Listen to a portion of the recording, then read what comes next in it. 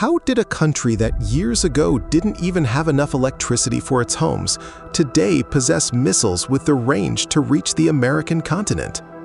The answer can be summed up in a single word: survival. Kim Jong-un fooled the superpowers with a clever and dangerous game. To see the full blueprint of this nuclear chess game, subscribe right now and hit the bell so you don't miss the next episode. If you have an opinion on this, write in the comments whether North Korea did the right thing or not.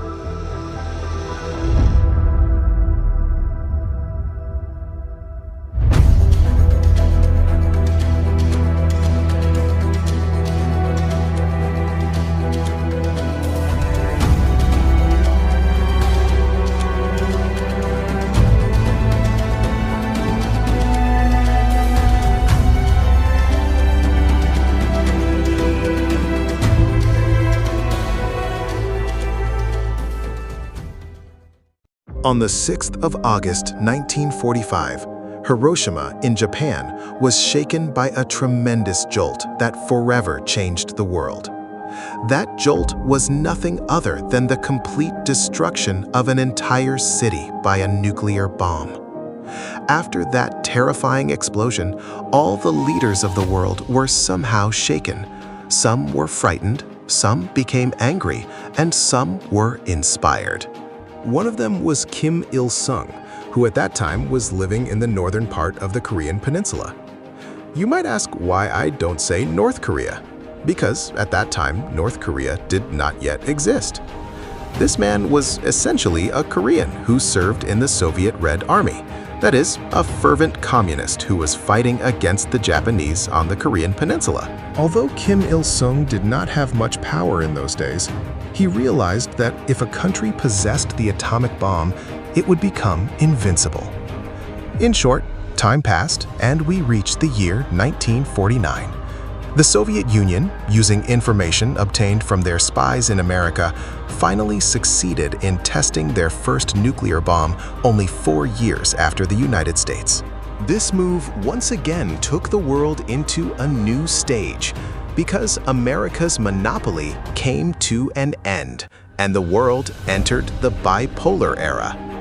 After the world became bipolar, one of the first things Stalin did was, with the help of Kim Il-sung and the fervent Korean communists, and of course Mao Zedong's Chinese army, to begin communizing the Korean peninsula. When the Americans saw this move, they became extremely concerned and said that under no circumstances should they allow the Korean peninsula to become communist, because if it did, Japan would certainly become communist as well.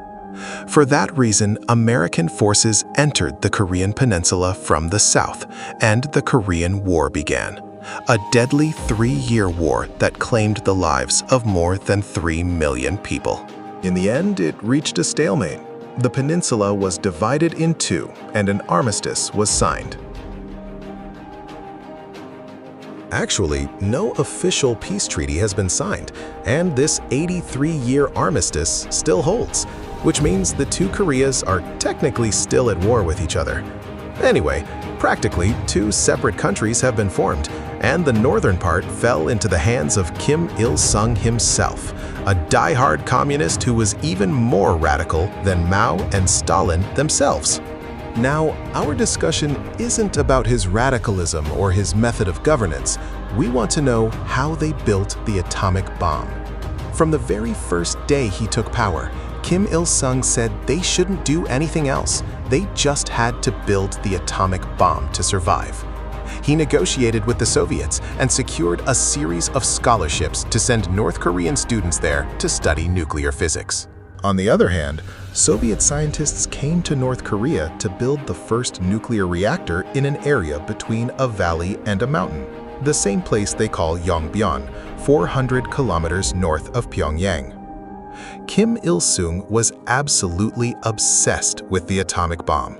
During this very period when the Russians were building the reactor, he kept negotiating with Moscow, requesting that they sell them a ready-made bomb. But the Russians turned him down, saying, "No, we can't sell you a bomb, but we will get the reactor running for you so you can carry out nuclear work." A while later, the Chinese acquired the bomb and conducted their first test. Kim Il-sung, seeing that the Russians had rejected him, bluntly went to Beijing and said, "Sell us an atomic bomb." The Chinese also said, "Dear friend, it's not for sale, and we can't." The reason was clear. If they did that, the world would explode, and they would gain nothing but trouble and disgrace for the selling country. But Kim Il-sung was both very persistent and very patient. In a way, he wasn't one to give up. Until time passes, and we reach 1980, when North Korea's Yongbyon reactor becomes capable of producing plutonium. What does that mean? It means they can start producing weapons-grade nuclear material. But don't think they can build the atomic bomb right here and now. This is just the beginning, and starting this process is just the first step of a long and difficult road. All right, what we're talking about here is a highly classified secret.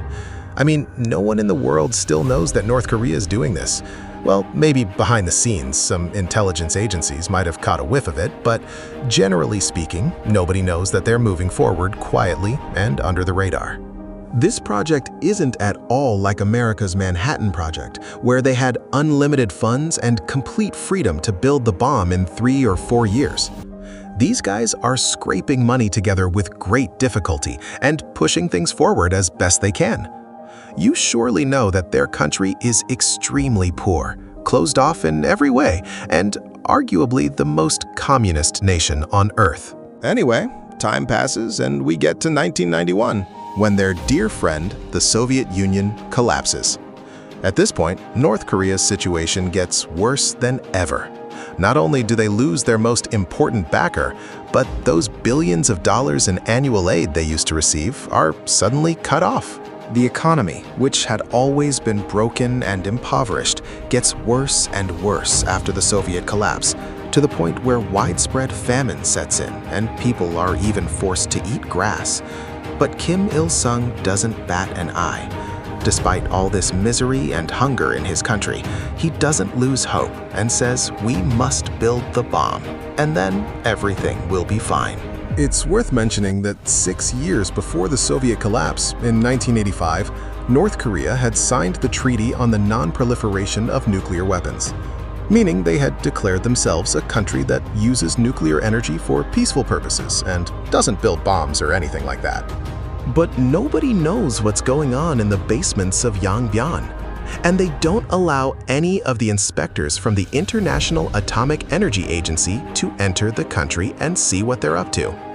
When we get to 1992, global pressure and heavy sanctions force Kim Il-sung to let a few inspectors in, just so they can come and see that nothing's happening.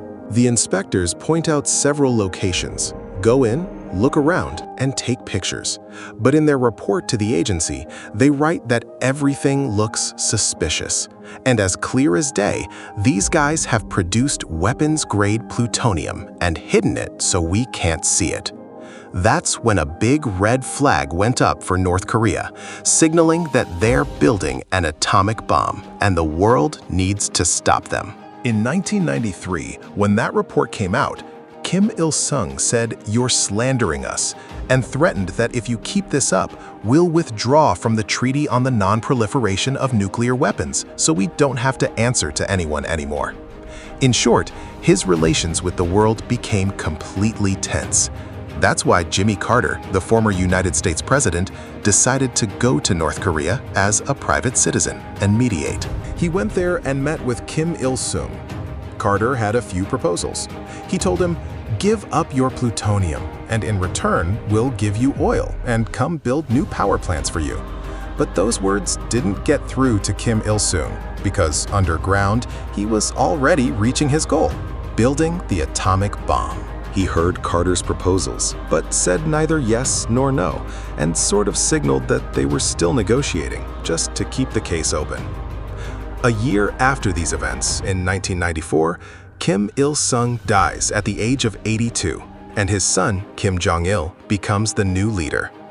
He continued on the same path as his father, outwardly negotiating with Carter, but secretly pressing ahead with his work underground. Then we get to 2002, when George Bush, the United States president at the time, names Iran, Iraq, and North Korea as the axis of evil.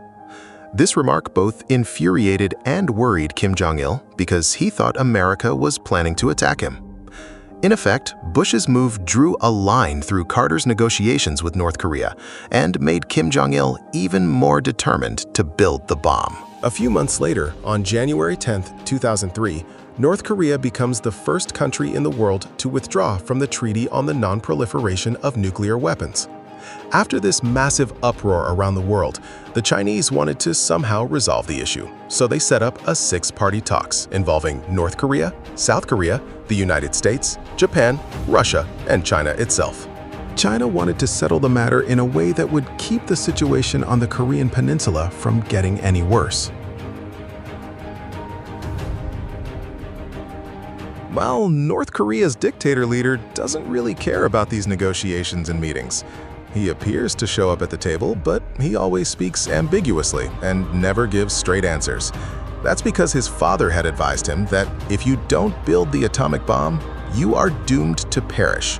In short, no one ever reaches any real conclusion. 3 years pass until we reach October 9, 2006, when a 1-kiloton explosion occurs deep in the North Korean underground, followed by a small 4.2 magnitude earthquake. This was North Korea's first nuclear test. Although it was a small bomb with only 1 kiloton of yield, it was enough to show the world that North Korea could build an atomic bomb. After this test, the United Nations Security Council imposed maximum sanctions on North Korea, sanctions that made this already isolated country even more closed off.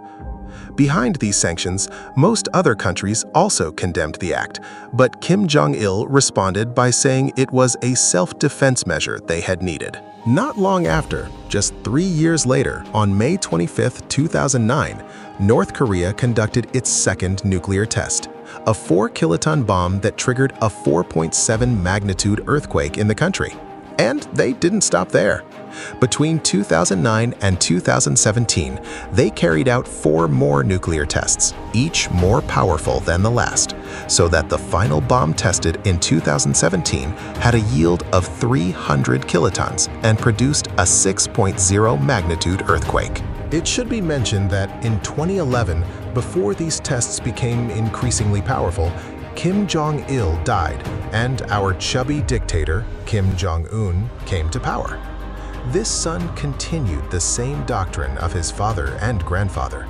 This came despite the fact that before his rise, many had thought he might introduce reforms and bring North Korea out of its deadly isolation. But when he took over, he became even more radical, not only expanding the production of atomic bombs, but also building intercontinental ballistic missiles capable of carrying nuclear warheads. That put the entire world at risk.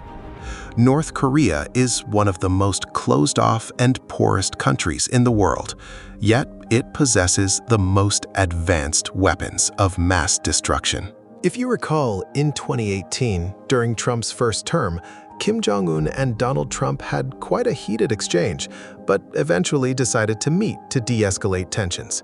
They agreed to see each other in Singapore and set aside these threats. They sorta came to a compromise, so that the following year, when Trump traveled to South Korea, he came overland to the inter-Korean border, the so-called demilitarized zone, and the two leaders met right at the border.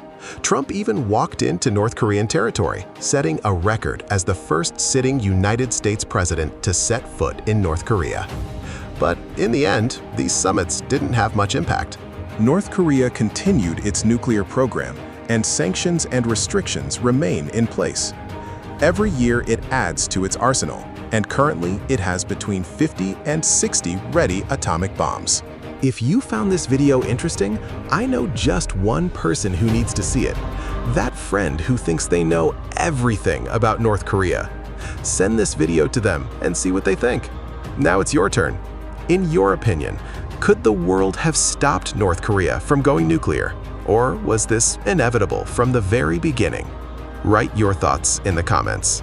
I'm genuinely eager to read different perspectives and join the discussion. And if you enjoy documentaries that reveal the behind the scenes of major world events, hit that subscribe button right now. We'll be back every week with a real story, one that might change the way you see the world forever. Thanks for sticking around until the end. See you in the next story.